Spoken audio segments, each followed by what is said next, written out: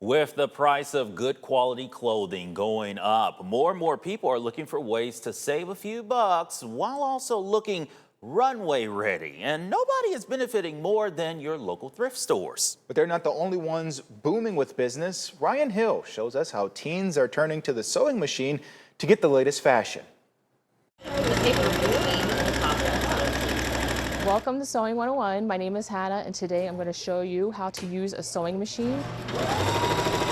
Stitch by stitch, these students are here at San Diego Craft Collective to learn how to sew. I recently became interested in sewing, part of a more general interest in a do-it-yourself lifestyle. Place this under any line.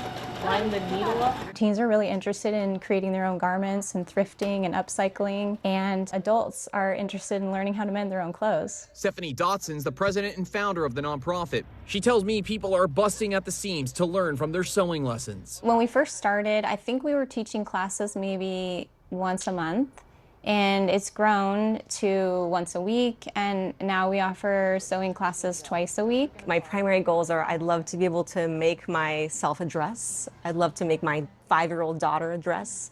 And I'd like to help my son on his journey so that I'm not completely lost when he's learning to sew. Creating clothing isn't the only reason why some are sitting down to learn how to use a sewing machine. When I was at the mall a while ago, the clothes were getting really expensive, but they all look super cute. And I thought, I could do that kind of stuff.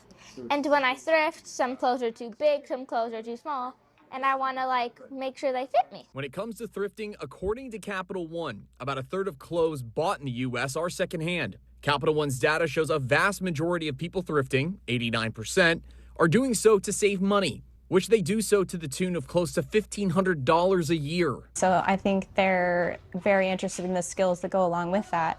I mean, oftentimes if you thrift something, you might really like the texture of the fabric, but it might be 10 sizes too big for you. Just being able to repair things, it gives it longer life, so you're saving money there. But there's also a sense of pride you can't put a price on with learning the trade. The satisfaction of doing things with your hands is probably my personal pro.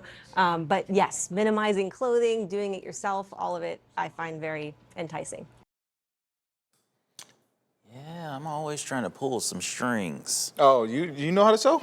Not those kind of strings. Oh, you know? here I go. Life's always hanging by a thread, right? That's fair. I had, when I was in high school, I had an art teacher who tried to show me. So I know the running stitch and, be able to, like they mentioned, sew your pants and stuff. But I never got that far into designing. Yeah. That's the next step. That's too far for me. And the patience and all that's involved. And all the pricks that I give myself. Yeah, So I can't spend that much time. Exactly, yeah. But the creations are always nice, that's for sure.